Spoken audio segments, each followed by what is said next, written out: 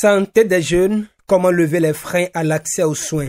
C'est le thème de la Minute de la Jeunesse édition 2025 organisée à Cotonou par l'Association des blogueurs du Bénin ce vendredi 26 septembre. La Minute de la Jeunesse est un lieu où les jeunes se rassemblent pour parler des questions qui sont liées à leur vie, que ce soit leur passion. Dans le cadre du projet RHRN2, nous avons initié cet espace pour permettre aux jeunes de parler ouvertement sur les difficultés qu'ils rencontrent au jour le jour et pourquoi pas de trouver les solutions entre eux au cours de cette discussion-là. Experts à divers niveaux sont conviés pour entretenir ces jeunes au cours de cette minute de la jeunesse sur comment lever les freins à l'accès aux soins. La santé, c'est un état complet de bien-être physique, mental et social et ne consiste pas qu'en l'absence de maladie ou d'infirmité. Le premier point des interventions est accentué sur les obstacles que rencontrent les jeunes dans les centres de santé. J'ai été déjà confrontée à des situations où je suis partie à l'hôpital par exemple pour me faire consulter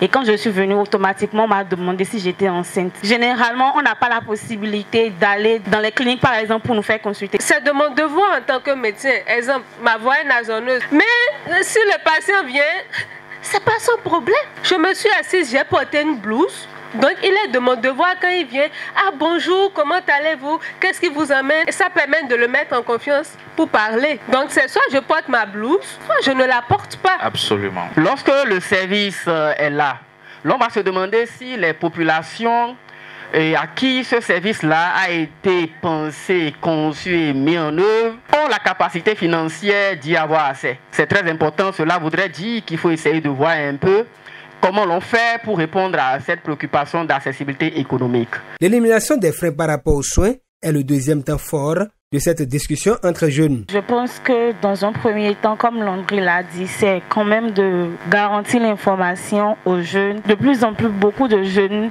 n'ont pas forcément accès à l'information, ce qui fait que parfois ils ne savent même pas qu'ils ont des droits. Sur les questions de confidentialité, nous devons faire peut-être un pas. Il faudrait que le service donc en matière de santé soit convenable, réponde aux aspirations, aux besoins réels des populations. Il existe aujourd'hui des centres jeunes où les jeunes peuvent aller demander l'information, mais ils ne savent pas. En tant que jeunes, ce qu'on doit faire, c'est chercher à savoir ce que font les gouvernants et aller nous présenter. Les jeunes qui ont effectué massivement le déplacement de cette édition 2025 de la Minute de la Jeunesse repartent satisfaits. J'ai été marqué par l'actualité et la pertinence de la thématique. Je repars satisfait. Une fois encore, j'ai été séduit par l'initiative. Ce que j'ai retenu, c'est qu'il faut prendre soin de soi sous toutes les formes. Et il ne faut pas attendre d'être malade avant de se rendre à l'hôpital. Cette initiative de l'AB Bénin cadre parfaitement avec l'objectif du projet RHRN2 au Bénin. L'objectif principal de ce projet, c'est de faire du Bénin d'ici 2025 un pays inclusif où les jeunes jouissent de leurs droits, connaissent de leurs droits, s'informent sur leurs droits et sont par la même occasion défenseurs de ces droits.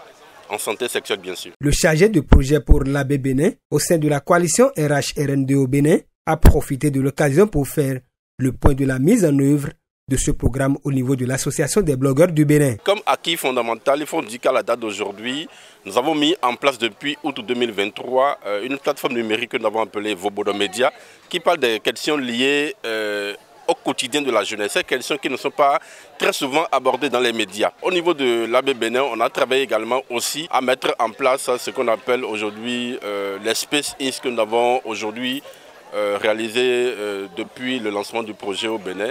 C'est un espace de discussion qui est safe, qui est ouvert à tout le monde, sans tabou, où on parle des réalités qui touchent le quotidien de les jeunes, surtout beaucoup plus liées aux questions de santé sexuelle. Avec les autres organisations, on a aussi noué des liens de partenariat avec les organisations des coalitions des autres pays et des organisations qui sont des bailleurs. Donc avec ces différents partenaires, on a eu la chance d'avoir des liens de partenariat, des liens de collaboration qui aujourd'hui nous permettent d'avoir certaines notions qui auparavant on n'avait pas et d'avoir d'autres partenaires dans d'autres pays qu'on ne connaissait pas parce que ça fait aussi partie de la réunion mondiale qu'on a eue en juin dernier au Népal avec toutes les organisations, toutes les coalitions qui ont été représentées pour voir comment est-ce qu'on travaille pour que les acquis d'aujourd'hui ne soient pas perdus, pour qu'on reprenne tout à zéro demain. Cette édition 2025 de la Minute de la Jeunesse sur comment lever les freins à l'accès aux soins s'est refermée sur une note de satisfaction générale.